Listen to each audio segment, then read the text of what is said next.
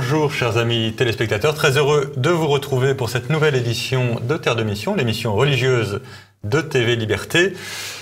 Tout d'abord, tous mes vœux pour cette octave de la Pentecôte. Nous fêtons depuis une semaine, tous les jours, la descente du Saint-Esprit sur les apôtres et donc sur nous, sur la Sainte Église de Dieu. Et je vous souhaite à tous de recevoir le feu du Saint-Esprit pour apporter la vérité au monde qui crève de soif en attendant cette vérité. Il vous suffira, chers amis téléspectateurs, de sortir de chez vous pour constater qu'il y a un ardent désir de la vérité. Et aujourd'hui, notre émission est directement consacrée à ce sujet-là, puisque nous recevons avec l'abbé Pagès, bonjour monsieur l'abbé. Bonjour Guillaume. Nous recevons avec l'abbé Pagès Djamila Marie, convertie de l'islam au christianisme, et comme nous le faisons maintenant assez régulièrement, nous allons ensemble parler de cet apport de la vérité à nos frères, y compris nos frères qui sont dans la prison de l'erreur, y compris nos frères qui sont dans la prison de l'erreur islamique. Et donc, chère Djamila Marie, merci beaucoup d'avoir accepté notre invitation, l'invitation de l'abbé Pagès d'abord. Merci beaucoup. Et donc, ce que je vous propose, c'est que nous commencions tout de suite par évoquer votre conversion. Comment est-ce que vous en êtes venu à quitter l'islam pour le Christ ? Alors moi, ça a commencé très jeune. Je suis arrivée en France à l'âge de 9 ans, mais avant mes 9 ans, je suis née en Algérie. J'ai de mère très croyante, pratiquante. Et donc j'allais à la mosquée pour apprendre le Coran, donc la récitation du Coran. Et très tôt, je me suis rendu compte qu'il y avait ce côté où les Juifs et les chrétiens, on nous parlait des Juifs et des chrétiens qui allaient en enfer, et les seuls qui étaient sauvés, qui allaient hériter du paradis, ce sont les musulmans. Donc, et en même temps, je voyais l'enfer comme quelque chose pour les méchants. Parce que ma mère, en même temps, à côté, elle nous disait, si tu voles, si tu mens, tu vas en enfer. Donc j'ai associé l'enfer à la méchanceté.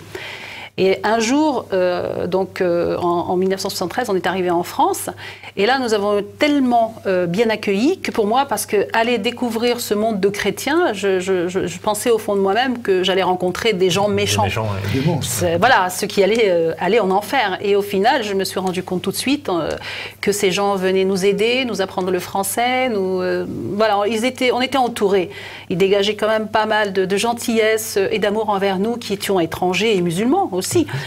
Et donc ça a commencé à cet âge-là, à ce genre de questionnement, jusqu'au jour aussi, il y a quelques années après, on a emménagé en Bretagne. J'avais 14 ans. Et on habitait dans un immeuble où il y avait des religieuses qui habitaient juste l'étage au-dessus, hein, donc il y avait trois sœurs. Et ces sœurs venaient donner des cours de français à ma mère, parce qu'elle ne parlait pas français. Et un jour, mon père s'est retrouvé au chômage. Et une des religieuses est venue lui remettre une enveloppe. Et moi, je suis un peu curieuse de nature, et je suis venue voir qu'est-ce qui se passait. Et je vois cette sœur qui tend une enveloppe à mon père, et à l'intérieur se trouvaient des billets. Et à ce moment-là, mon père lui pensait qu'elle venait pour lui prêter de l'argent. Il lui a dit non, je ne peux pas accepter, je ne pourrai pas vous rembourser. Et là, elle lui a dit tout gentiment, non, vous allez prendre cet argent, vous allez vous acheter un véhicule, et comme ça, vous allez pouvoir aller faire, mettre des journaux dans les parce qu'elle l'avait entendu parler justement de vouloir arrondir un peu ses fins de mois et de vouloir faire de la publicité, mettre des journaux dans les boîtes à lettres. Donc à ce moment-là, quand elle lui a dit non, on vous donne cet argent pour vous acheter un véhicule, moi, à l'instant même, les sœurs, je les voyais comme encore un degré au-dessus. C'est comme si c'était des monstres. Des super monstres. Bah oui, parce que c'est elles qui enseignaient. Alors, si les simples chrétiens vont aller en enfer, je me disais, mais elles qui sont complètement dans la religion, encore plus, c'est un degré encore... Et ce geste-là, pour moi, ça a déclenché quelque chose. Je pense qu'il y a un doute à ce moment-là qui est arrivé, parce que je me suis dit, quand même, pour des gens qui vont aller en enfer, ce qu'elle venait de faire, c'est pas un acte mauvais. On ne peut pas envoyer des gens comme ça en enfer. Et à ce moment-là, je me suis dit, là, c'est pas possible. Soit ce qu'on m'a appris sur les chrétiens, les juifs qui vont aller en enfer, ça, ce qu'on m'a dit, c'est un mensonge monté par les êtres humains, par les hommes, ou bien, si c'est vraiment le cas, ben Dieu, il est injuste. Ça ne peut pas. Alors moi, je ne peux pas être mieux que Dieu. Moi, en tant que personne, si j'ai ce raisonnement, bah, comment Dieu pourrait être mauvais, Et donc là, ça a été à ce moment-là quelque chose qui a été semé en moi. J'ai pas prêté. Avec maintenant le recul, oui, je le vois, mais à ce moment-là, je ne sais pas ce qui s'est passé. Et donc j'ai cheminé tranquillement. Mon père, donc on vivait dans un endroit où il y avait que des chrétiens, il n'y avait pas de musulmans, il n'y avait pas d'arabes. Et mon père me menaçait toujours, si je rencontre un garçon chrétien, il m'égorge. Il ne faut surtout pas que je m'approche. Une femme musulmane ne doit pas se marier avec un non-musulman. C'est interdit déjà par le Coran. Donc j'avais toujours peur, même quand je rencontrais, j'avais des amis, des garçons, je ne pouvais même pas dialoguer avec eux. Dès que je voyais mon père à l'horizon, je finissais la discussion, j'avais peur. Et puis il était très violent surtout. Donc vers l'âge de 17 ans, après des violences, donc j'ai été placée dans un foyer. Mon père m'avait frappé très fort et donc j'ai fini à l'hôpital. Et donc j'ai été placée, sachant que j'étais encore mineure. Et donc je m'étais un peu égarée. C'est vrai que ma foi, j'ai toujours admiré ma mère. Ma mère était une femme très croyante et très pratiquante. Égarée ou détachée simplement? Détaché plutôt, oui, voilà. Plutôt. Bon, voilà, c'était un âge. Oui, voilà, exactement. Mais ma mère, j'avais toujours admiré ma mère parce que ma mère, elle avait une grande foi. Et d'ailleurs, j'ai une anecdote par rapport à ça, c'est qu'un jour, quand on était encore en Algérie, quand j'avais à peu près 7-8 ans, il y a eu des secousses, un tremblement de terre. Et comme nous habitions dans un immeuble de 5 étages et on était sur une terrasse, la secousse vraiment s'est fait ressentir dans la journée. Et le soir, ça avait recommencé. Et donc, les gens, donc les habitants de l'immeuble, sont venus, ils voulaient évacuer l'immeuble et tout le monde sorte dehors pour pouvoir dormir à l'extérieur parce qu'ils avaient peur qu'il y ait une secousse durant la nuit. Et voilà. Donc, ma mère, je me souviens, elle a dit aux personnes qui sont venues frapper chez nous pour lui dire de descendre, elle leur a dit non, ouvertement, moi je ne sortirai pas. Si Dieu veut préserver notre vie, de toute façon, si on doit mourir, soit ici ou à l'extérieur, on mourra. Mais moi, je n'emmènerai pas mes enfants. Il y avait quand même 3 frères plus jeunes. Moi, j'étais, on va dire, celle qui avait 7-8 ans, et les autres, le plus jeune, il devait avoir à peine 2 ans. Donc, elle a refusé de sortir, et elle est restée, et elle nous a pris à côté, et on a dormi, et le lendemain, rien ne s'était passé. Et elle-même, quand elle a rencontré ces personnes, elle leur a dit, ben voilà, regardez, vous êtes allés dehors, vous avez passé la nuit. Voilà, et Dieu, exactement. Donc, c'était écrit. Voilà, donc elle a fait confiance à Dieu et j'admirais sa foi. Et pour moi, c'était vraiment le modèle, et je voulais imiter ma mère, je voulais vraiment être comme elle, pouvoir aussi avoir cette foi. Et donc, quand on est arrivé à l'âge de 17 ans, donc j'ai été placée dans un foyer suite à des coups. Donc je ne faisais plus le ramadan, bien sûr. J'étais dans un foyer pendant 2 ans, donc j'avais abandonné un peu ma foi musulmane, même la prière du soir avant de dormir. J'avais tout cessé. Et donc je suis revenue peu de temps après, donc m'installer chez mes parents. Et au bout de 2-3 ans, mon père, c'était plus ou moins calmé. Je suis allée à Paris pour chercher du travail. Donc je suis allée avec mon frère parce que pour nous, une fille qui part toute seule, surtout à Paris, c'était pas dangereux. Voilà. Donc j'ai pris mon frère avec moi. On est parti s'installer à Paris dans une chambre de bonne dans le 16e arrondissement.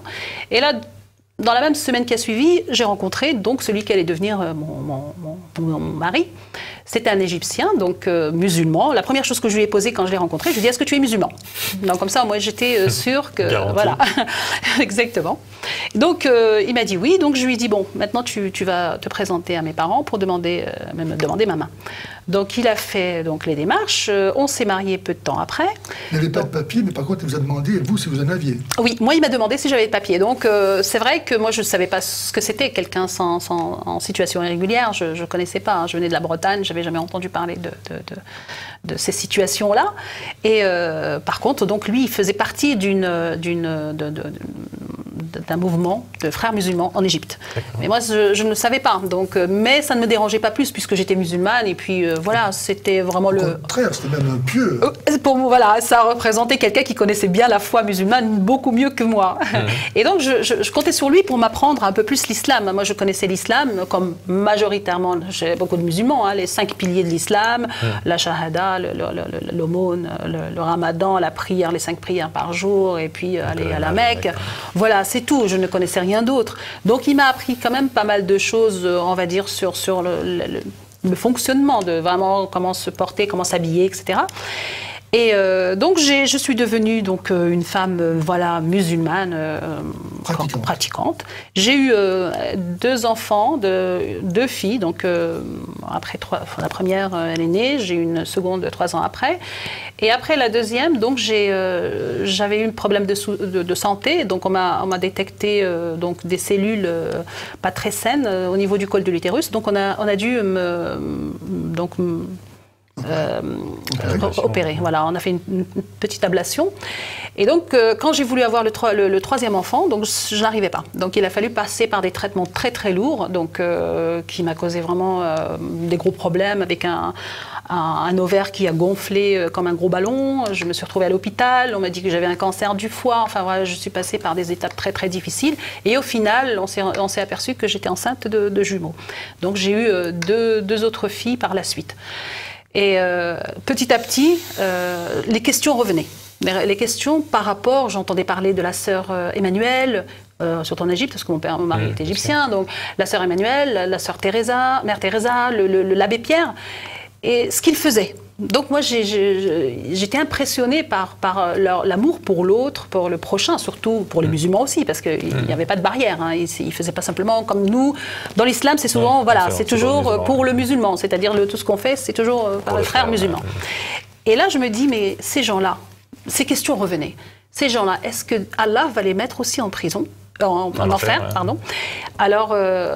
je me suis posé cette question et j'ai demandé, je me suis dit, mon mari, il connaît beaucoup plus la question, il va me répondre. Et donc, je lui ai posé cette question, il m'a dit, ah ben, je ne sais pas, ces gens-là, je ne sais pas, Allah, il décidera. Alors, je me suis dit, mais là, c'est oui ou c'est non? C'est des chrétiens. Est-ce qu'il va faire... est-ce qu'il va appliquer la règle ou voilà, donc si on vous dit, je ne sais pas, c'est que c'est pas sûr. Donc, quelle est la réponse? Donc, le je ne sais pas, ça m'a un petit peu perturbé pour que je puisse aller faire des recherches. Donc, un jour, j'ai voulu essayer de trouver les réponses par moi-même. Je suis allée dans une bibliothèque. Et là, en allant dans le côté, dans le coin religieux, je vois les livres, le Coran, etc. et la Bible. Et là, mes yeux se sont posés sur la Bible. Et je me suis dit, mais qu'est-ce qu'il y a dans la Bible que le musulman n'a pas le droit de voir? J'aimerais, c'est par curiosité, hein, je vous dis, j'étais un peu curieuse. Donc, qu'est-ce qu'il y a à l'intérieur? Je serais bien curieuse de savoir. Donc, j'ai dit, je vais la prendre et puis je vais la lire en secret. J'ai pris cette Bible à la maison. Et donc, à un moment donné, quand mon mari est parti travailler, il n'y avait personne à la maison, j'ai ouvert au milieu. Donc au départ, je ne savais pas ce que c'était l'Ancien ou le Nouveau Testament. Moi, j'ai ouvert au milieu, mais je sais aujourd'hui que c'était le Nouveau Testament, puisque c'est Jésus qui parlait et qui disait des paroles. Et là, j'ai commencé à lire. Et dès l'instant où j'ai commencé à lire, j'ai senti que j'étais comme aspirée. C'est-à-dire, plus je lisais, et plus c'était en accord avec ce que je pensais. C'est-à-dire comme si on remettait les morceaux ensemble. C'est comme si, enfin, il y avait une harmonie. Ce que je pensais moi-même, c'était tout à fait ça, c'était logique. Chose que je ne trouvais pas dans le Coran. Quand je lisais le Coran, je le lisais avec les yeux, on va dire. Je lisais, puis je récitais, parfois même sans comprendre. Je répétais pour faire la prière. On récite. La plupart du temps, on ne sait même pas ce qu'on dit. On ne comprend même pas ce qu'on dit. Et on répète, et puis bon, voilà, on lit le Coran, et puis on a la tête ailleurs. On lit, c'est avec les yeux. Et puis une fois qu'on a terminé, bon, on a fait ce qu'on avait à faire. C'est ça, c'est par peur. Donc je te donne ce que tu veux et puis maintenant ça y est, je suis tranquille. Voilà, on a accompli son devoir. Mais là, je lisais, j'avais l'impression que c'était adressé à moi. C'était quelqu'un qui me parlait personnellement. Je me disais, mais ça c'est en accord. Et mais oui. Puis à chaque fois que je lisais une phrase, je me disais, mais oui, mais c'est exactement ce que je pense aussi. Alors je me disais, c'est comme s'il était écrit pour vous. Et à chaque fois, et puis il y avait cette soif que, au départ, moi je ne savais pas. Aujourd'hui, je le sais, quand je lis la Samaritaine, etc., la soif que Jésus, dont il a parlé, Je le comprends, mais à ce moment-là, je ne comprenais pas. Mais je sentais qu'il y avait comme un aimant qui... Plus je lisais, plus j'avais envie de lire. Il y avait une faim, une soif vous aviez quoi, 30 ans à peu près? Vous aviez à peu près 30 ans Oui, à peu près, une trentaine d'années. Oui, parce que j'ai eu mes jumelles à 30 ans. Donc, et là, je refermais, j'étais contente de lire quelque chose qui me correspondait.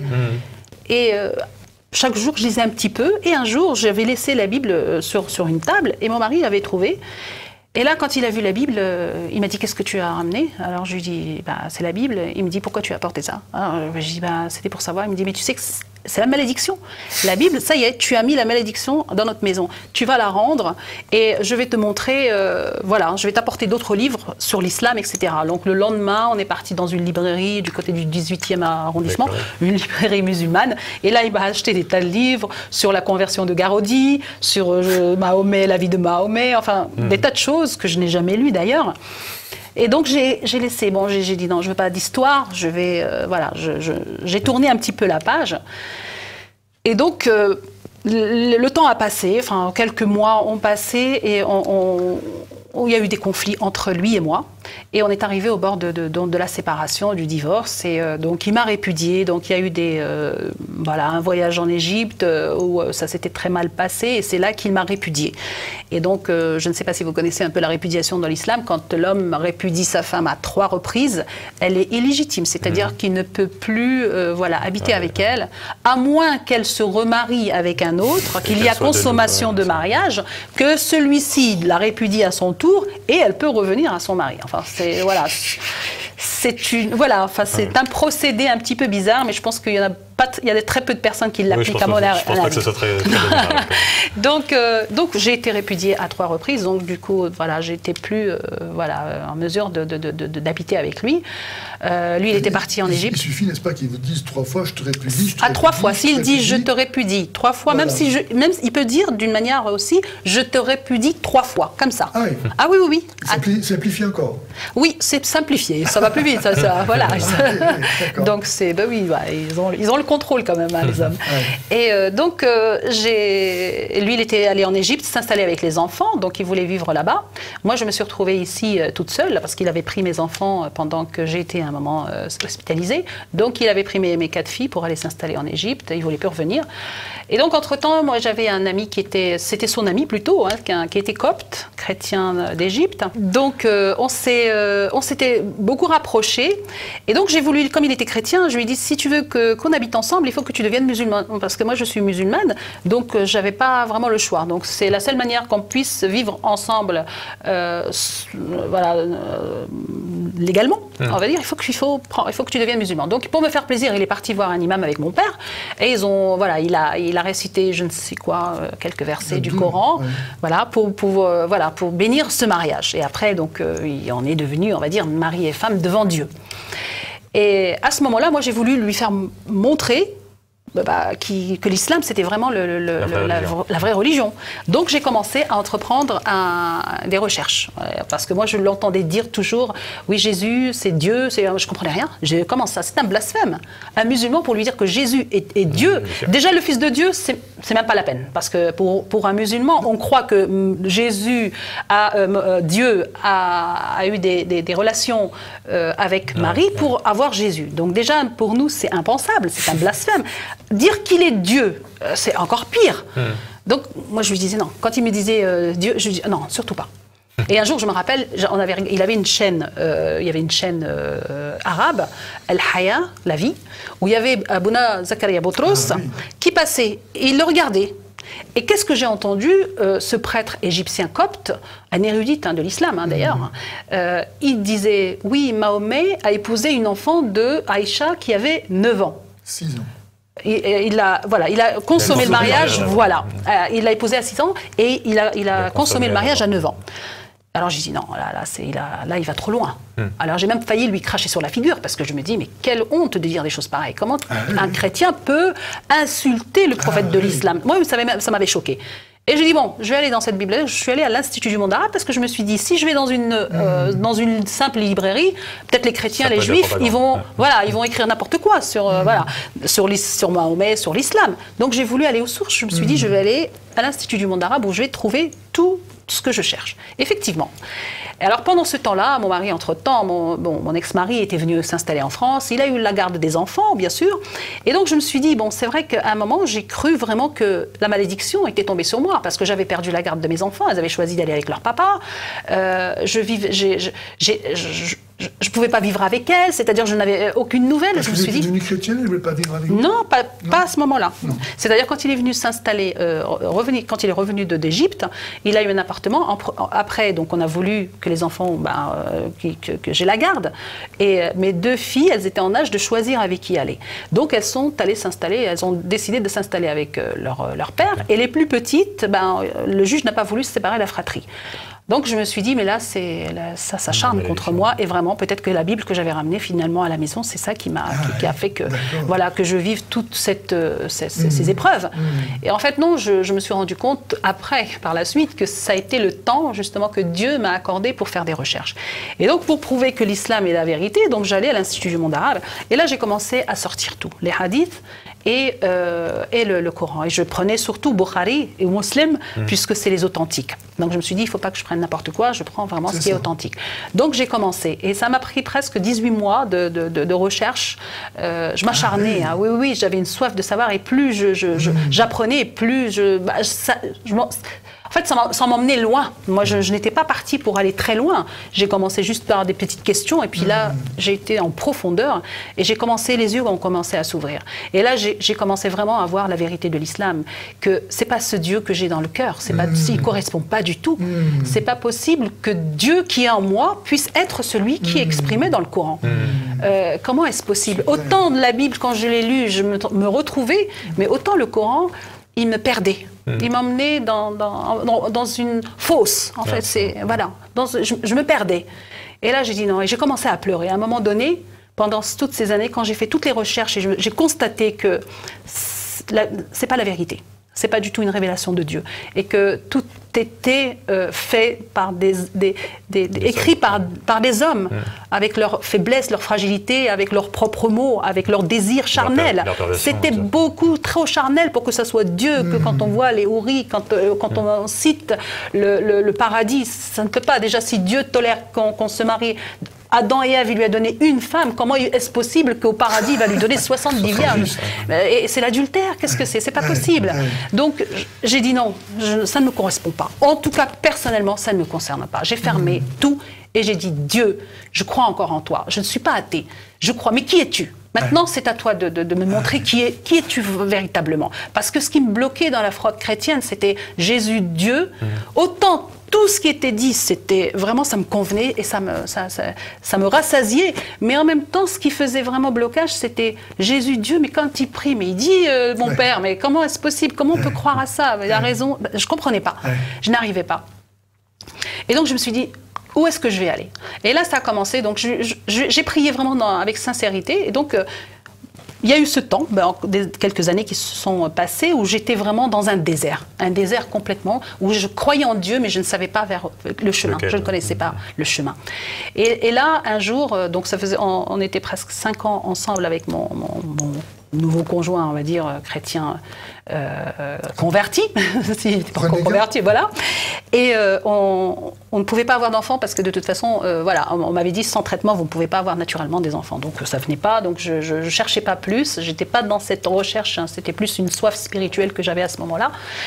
Et un jour, donc j'ai eu des attaques entre-temps, vraiment démoniaques, et un jour, je fais un rêve. Parce qu'il y avait encore ce côté islam qui me retenait. Il y avait comme un petit fil qui n'était pas encore coupé. La peur? Je ne sais pas. Il y avait quelque chose qui était encore, c'était pas définitif. Tout ce que j'avais découvert, pour moi, c'était pas Dieu. Mais il y avait quand même quelque chose qui m'attachait, et ce quelque chose, il est venu justement. J'ai fait un soir un rêve. J'étais dans un endroit qui était tout à l'intérieur, c'était en bois marron, un peu rougeâtre. Et une personne était là, je demande où sommes-nous? Et elle me dit, nous sommes à la basilique de Bologne. Et je me suis réveillée. Et je me suis dit, mais et chez nous, on est très attentif aux rêves. Ma mère, elle faisait des rêves qu'elle interprétait, Et souvent, ça se réalisait juste. Peut-être aller jusqu'à la conversion, parce qu'il va falloir qu'on arrête malheureusement. Le temps s'écoule trop vite. Oui. Et donc j'ai fait ce rêve qui m'a montré que dans cette basilique, et le lendemain j'ai cherché pourquoi j'ai rêvé de cette basilique. Et en cherchant, j'ai bien trouvé basilique à Bologne. J'ai cliqué dessus, et c'était en 2002. Et je vois une page qui s'ouvre. Et qu'est-ce qui était écrit? Dernièrement, cette basilique a fait l'objet d'un attentat terroriste par Al-Qaïda, parce qu'à l'intérieur se trouve une fresque représentant Mahomet en enfer. Et là, quand j'ai... Ah oui, c'était... Pour moi, quand j'ai lu ça, je l'ai lu 2 fois, et là, j'ai commencé à pleurer. J'étais terrorisée, parce que j'ai compris que Dieu voulait que je ferme définitivement. Là, par contre, j'ai coupé. J'ai coupé. C'est extraordinaire. Et donc après, je me suis dit qu'est-ce que je vais faire. Et là, j'ai commencé, je commençais à avoir des signes, beaucoup de rêves, jusqu'au jour où je fais un rêve d'une cathédrale où il y avait des vitraux à l'intérieur. Et à l'intérieur, je rentre dans cette cathédrale, une dame vient vers moi et elle me dit comment on prie. Et là, je fais au nom du Père et du Fils et du Saint-Esprit. Une semaine après, je me rends donc avec mon conjoint à Cologne. Et je me retrouve devant une grande cathédrale et mes pieds me poussent à entrer dans cette cathédrale. Et là, je rentre dans cette cathédrale. Et je me dis peut-être que c'est un rêve prémonitoire, je vois des vitraux, effectivement, comme dans le rêve. Et je me suis dit, quelle est cette personne qui va me demander de prier? Et au final, non, c'était pas ça. C'était mes pieds m'ont dirigé vers une petite chapelle à l'intérieur où c'était marqué « Silence, prière ». Et là, je me suis mise à la prière. Je suis rentrée, c'était la première fois où j'ai prononcé le nom de Jésus. Et là, je me suis souvenue d'une phrase que j'avais lue dans l'Évangile la première fois que j'ai ouvert la Bible, qui disait « Tout ce que vous demanderez en mon nom, mon Père vous l'accorde ». Alors là, j'ai mis quasiment en défi presque, je lui ai dit Jésus. C'était la première, d'habitude c'était Allah, Dieu. Là, j'ai dit Jésus, tu as dit tout ce que vous demanderez en mon nom, mon Père vous l'accordera. Alors je lui ai dit écoute, je vais te demander un enfant, je ne veux pas de traitement, je ne veux rien du tout. Et si tu m'accordes un enfant, je demanderai le baptême et je te suis. J'ai senti à ce moment-là, c'était quelque chose d'extraordinaire parce que j'ai senti une paix et une joie. Et je ne sais pas pourquoi j'ai commencé à sourire. C'est comme si je venais de signer. À ce moment-là, c'est comme si je venais d'acquérir quelque chose. J'avais les clés en main. Et je me suis levée, j'ai rien dit. Dans le mois qui a suivi, je suis allée dans la pharmacie chercher un test et j'étais enceinte de ma fille. Et c'est là. Et quand quand j'ai vu le test, je me suis agenouillée, j'ai commencé à pleurer. Et là, j'ai dit, ça y est, j'irai jusqu'au bout. Parce que donc, physiquement, vous ne pouviez pas avoir d'enfant. Non, sans traitement, c'était presque 5 ans ensemble. Et mes jumelles, je les avais eues avec le traitement très, très, très lourd. Et mon médecin m'avait dit, vous ne pourrez pas, si vous voulez d'autres enfants, il faudra encore passer par des traitements. Et là, donc, je vois à 4 mois de grossesse, donc ma grossesse est très, très bien passée. J'avais 37 ans, presque 38 ans. Ça se passait bien. Et à 4 mois de grossesse, je fais un rêve. Et là, je vois Jésus qui vient me visiter. Et là, alors, je ne connaissais pas du tout l'humilité de Jésus. Voilà, sa vie, hein, j'avais lu, mais je ne connaissais pas vraiment les caractéristiques. Et là, je le vois dans un espace très grand. Il était au milieu. Je ne savais pas comment était faite une église. Mais aujourd'hui, avec le recul, il était à la place de l'autel. En fait, il n'y avait pas la table, l'autel.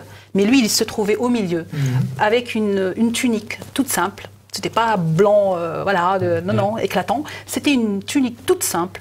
Il était pieds nus, il avait les cheveux mi-longs, la barbe, et il me regardait, mais une beauté que je ne peux pas expliquer parce que c'est inexplicable. Toute la beauté, c'est pas physique, c'est dans le regard et en profondeur. Et je le regarde et il me dit une chose, il m'a dit « Je suis content que tu sois enceinte ».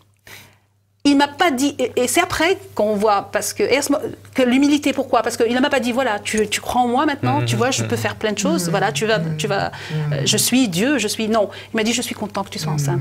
Et à ce moment-là, dans mon rêve, je prends la main pour lui embrasser, comme un signe de roi, de révérence. Et il m'écarte. Et il ne me parle pas verbalement, enfin, c'était pas audible. Mais dans mon cœur, il me disait, non, j'ai pas besoin de tout ça. Je l'ai fait par amour. Et il m'écarte la main délicatement comme ça, et je me mets à genoux. Et il s'est assis sur la première, il y avait 2 marches.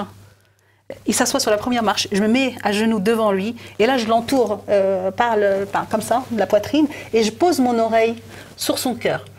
Et dès l'instant où j'ai posé, j'ai senti un océan mais indescriptible, je ne pourrais pas, d'amour.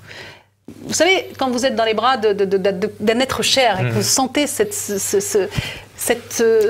tendresse. On pourrait continuer 2 heures, ça serait fantastique. Et j'ai commencé à pleurer. Merci beaucoup pour ce témoignage qui offre plein d'espoir à nos frères musulmans, parce que le Christ les attend.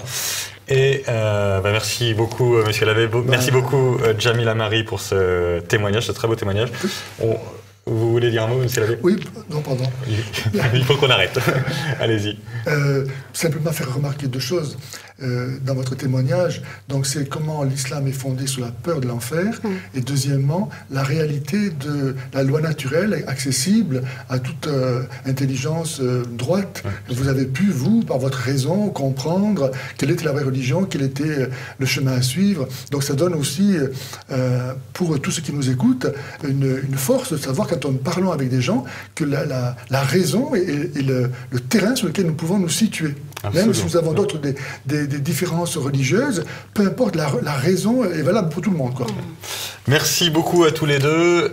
Encore une fois, très belle octave de Pentecôte à tous. La semaine prochaine, ce sera Jean-Pierre Mogendre qui animera l'émission.